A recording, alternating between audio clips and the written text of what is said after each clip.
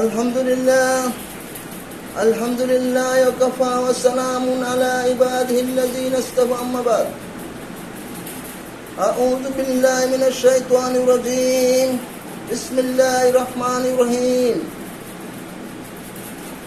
ইয়া আইয়ুহাল্লাযীনা আমানু তাকুল্লাহ হাক্কা তুকাতিহি ওয়া লা তামুতুন্না ইল্লা ওয়া আনতুম মুসলিমুন وقال رسول الله صلى الله عليه وسلم من حب سنتي فقد حبني ومن حبني كان معي في الجنة أو كما قال عليه الصلاة والسلام ভাইরা আমার, আমরা প্রথমে মহান রব্বুল আলামিনের দরবারে লাখ কোটি কালিমাতুন সিজদা শুকরের জন্য আদায় করিব যে মহান রব্বুল আলামিন আমাদেরকে মুসলমানের ঘরে জন্ম দিয়ে নিজেকে মুসলিম বানাইয়াছেন এবং হেদায়েতের দৌলতে দৌলতবান করে দিয়েছেন, দিনের সহি বুঝ দান করে দিয়েছেন, দিনের রাস্তায় চলার জন্য মনোভাব তৈরি করে দিয়েছেন। আমরা ওই মহান রব্বুল আলামিনের দরবারে আমরা অন্তরস্থল থেকে প্রাণ খুলে খুশি মনে খুশলাহানে বলে নেই আলহামদুলিল্লাহ হামদান কাসিরান তাইয়িবান বারাকা ফিহি। ভাইরা আমার, আমি একটি সমস্ত কোরআনের মধ্যে 114টা সূরা আছে, আমি একটা সূরার কয়েকটি আয়াত নিয়ে কিছু কথা বলিব। যে সূরাটার আজকে বলিব, সূরাটার নাম হলো শামস। শামস অর্থ হলো সূর্য। আরব দেশের লোকেরা কোনো অপকর্মে ধরা খাইলে তারা যদি না করে থাকতো, না করে করেছিল না, তখন তারা পেশারে পড়লে তারা আল্লাহ কসম করিয়া, চন্দ্র সূর্যের কসম করিয়া, আকাশ তারার কসম করে বলতো আমি কাজ করি নাই। তদ্রূপ ওই দেশের রেওয়াজ অনুযায়ী মহান রব্বুল আলামিন 60টি বস্তুর কসম করিয়া সামনে একটা গুরুত্বপূর্ণ কথা বলিতেছেন। ভাইয়ারা আমার, প্রথম বলিতেছেন ওয়াশ-শামসি ওয়া দুহাহা, আমি সূর্যের কসম করে বলি সূর্য যখন প্রখর হয়। ওয়াল কামারি ইযা তালাহা, আমি চন্দ্রের কসম করে চন্দ্র যখন পরিষ্কার হয়। ওয়ান নাহারি ইযা জাল্লাহা, আমি দিনের কসম করে দিন যখন পরিষ্কার হয়। ওয়াল লাইলি ইযা ইয়াগশাহা, আমি রাত্রের কসম করে রাত্র যখন অন্ধকার হয়। ওয়াস সামাই ওয়া মা বানাহা, আমি আকাশের কসম করে বলি আর আকাশ দিয়ে বস্তু দিয়ে তৈরি করা হচ্ছে। ওয়াল আরদি ওয়া মা তুহাহা, আমি জমিনের কসম করে বলি জমিন যে বস্তু দিয়ে তৈরি করা হচ্ছে।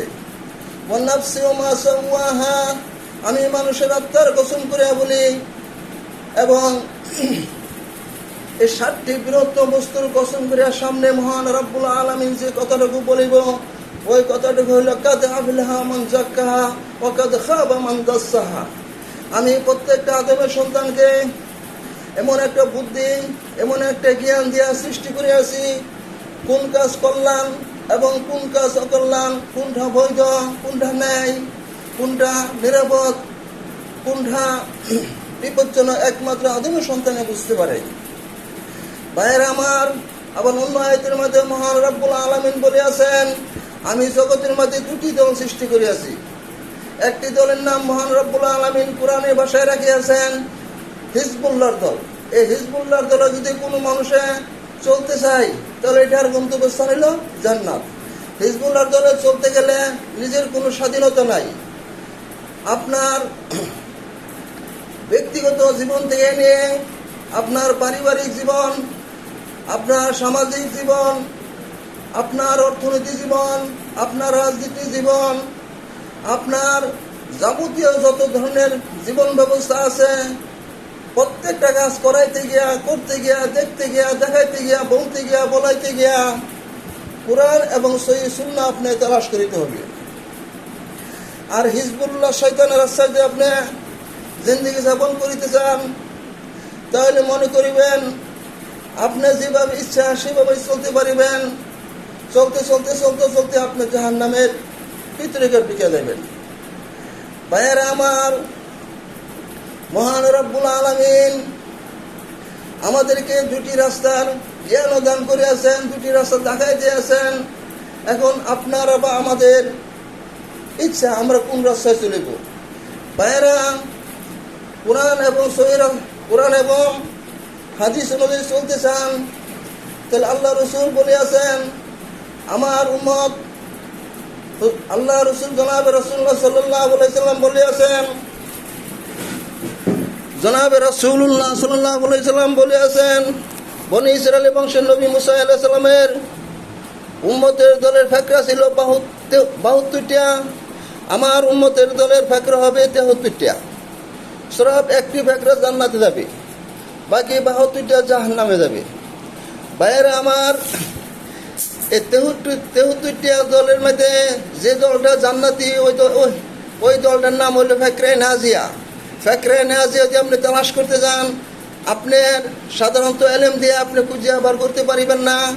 আমাদের বাংলাদেশের মধ্যে তরিকাপন্থী, মাযহাবপন্থী, পীরপন্থী, এই পন্থী সেই পন্থী, পুরা ভারতবর্ষটা একদম ভরপুর হয়ে গেছে। আপনি কোনটা সঠিক দল ওইটা যদি তালাশ করতে যান, যারা মদিনা ইউনিভার্সিটি থেকে পড়াশোনা করে ডিগ্রি অর্জন করিয়া ডক্টরেট করিয়া আসছে, ইসলামের মধ্যে BCS করিয়াছে, যাদের নামের পিছনে মাদানী, যেমন আমানুল্লাহ মাদানী, মতিউর রহমান মাদানী, এই ধরনের মাদানী যারা, তাদের ওয়াজ শুনিয়া এবং তাদের থেকে ইসলাম নিয়া আপনি তত অনুযায়ী আমল করিবেন। আমল করলে গিয়ে আপনি সঠিক রাস্তা পেয়ে যাবেন, আপনি জান্নাতের রাস্তায় চলতে পারবেন।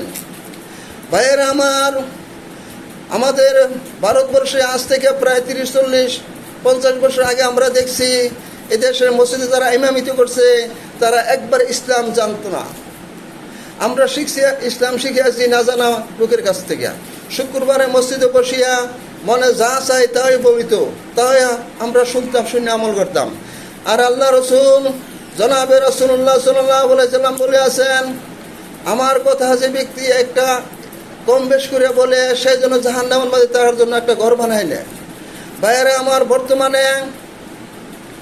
বর্তমানে ওইটা থেকে আমরা নিরাপদ হয় নাই। আমি অতটুকু বুঝলাম, নাহলে আমি কাজের দায়িত্ব সারা জীবন ধরে আমি করিতেছি। বহুত মসজিদে আমি জুম্মা নামাজ পড়িতে তারা খুতবা দেয়, তাদের কথা শুনতেছি।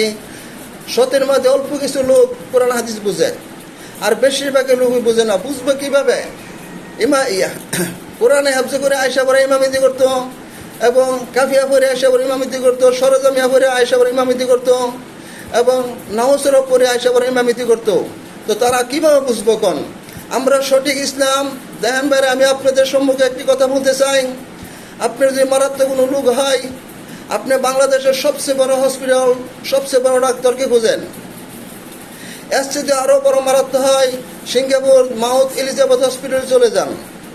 আপনার এক ডিসিম সম্পদ নিয়ে যদি সমস্যা হয়, প্রথম আপনি ম্যাজিস্ট্রেট কোর্টে কেস করেন, পরে জজ কোর্টে কেস করেন, পরে হাইকোর্টে আপিল করেন, পরে ম্যাজিস্ট্রেট কোর্ট পর্যন্ত চলে যায়। ভাই, যে ইমান, যে আমল আমাদেরকে অত বড় বিশাল জান্নাতের মালিক মাওলা পাক করিবে, ওই ইমান, ওই আমল কি আপনি পরীক্ষা করার প্রয়োজন আছে না? যদি পরীক্ষা করে না যান, তাহলে অবশ্যই আপনার বিপদে পড়ে যাবেন।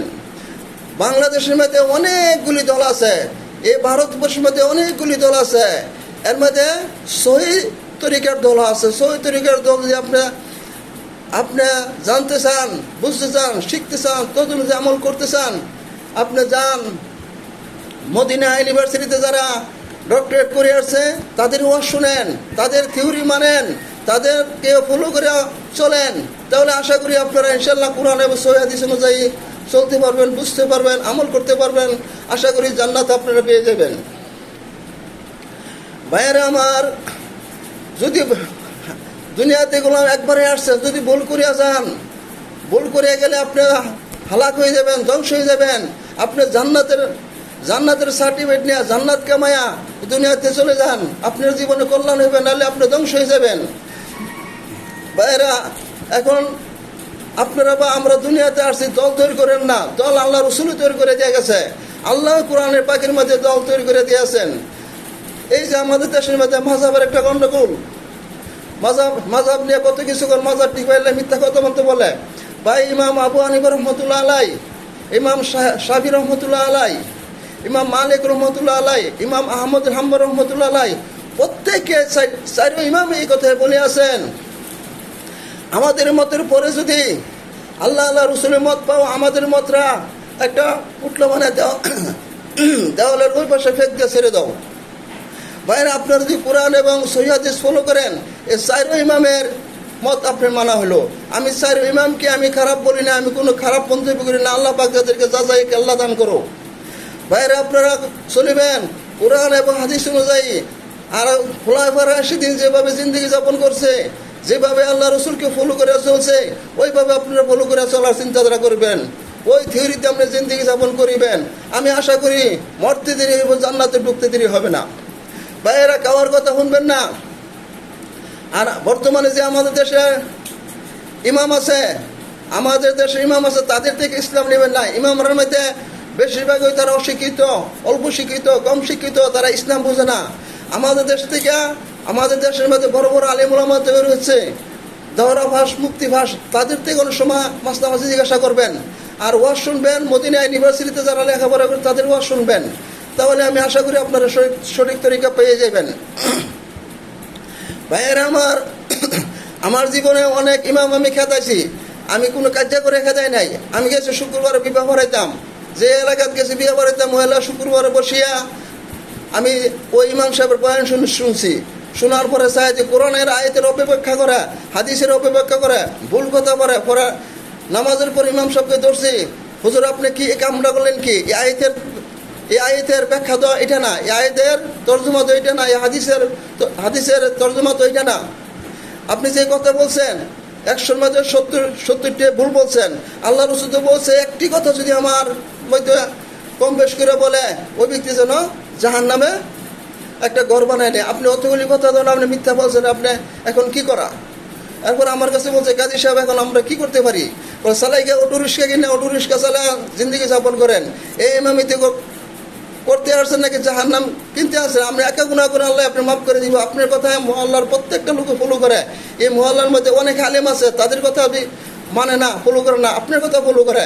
আপনি বাচ্চা চাইলে তওবা করিয়া, আর যা ভুল করছেন তাহাজ্জুদের নামাজ পড়ে সেজদা দিয়ে আল্লাহর কাছে কান্দেন, হায় আল্লাহ আমি ভুল করিয়াছি, আমি অন্যায় করিয়াছি, আমি অবদস্থ হয়েছি, আপনি আমাকে মাফ করে দেন, ক্ষমা করে দেন, আমার নিজের আত্মার উপর আমি জুলুম করেছি, আল্লাহ আপনি মাফ করে দিব। এভাবে অনেক ইমাম আমার কথায় চলে গেছে। ভাইয়েরা আমার, বেশিরভাগ ইমামরা হাদিস কারে কেউ জানে না। হাদিস অর্থ হইলে আল্লাহ রসুলের মুখের কথা। আল্লাহ রসুল যে কামরা করছে এটা, আল্লাহ রসুল যে কাজটাকে সমর্থন, 3টার নাম হলো হাদিস। আমাদের দেশের 100 ইমামকে যদি জিজ্ঞাসা করেন, অল্প কিছু ইমামে পারিবে কোনটা তাওহীদ, কোনটা তাওহীদ কত প্রকার, এবং এই ধরনের অনেক কিছু আছে। এগুলি অল্প সময়ের বয়ানের মাঝে এগুলি বলতে পারবো না। একটা বিষয়ের উপর পরবর্তী সময়ে আপনাদেরকে আমি জ্ঞান দান করব। আশা করি আপনারা আমার জন্য দোয়া করবেন, আল্লাহ যেন আমার যতদিন বাঁচায় রাখেন। আমি কোরআন এবং সহিহ হাদিস থেকে আপনাদেরকে বুঝ দেওয়ার চেষ্টা করিব, তদ অনুযায়ী আপনারা মানিয়া আমল করিবেন। আশা করি আলহামদুলিল্লাহ ইনশাল্লাহ আপনারা মরতে দেরি হবো, জান্নাতে ঢুকতে দেরি হবে না ইনশাআল্লাহ। সবাই আমার জন্য দোয়া করিবেন। আল্লাহুম্মা আমিন।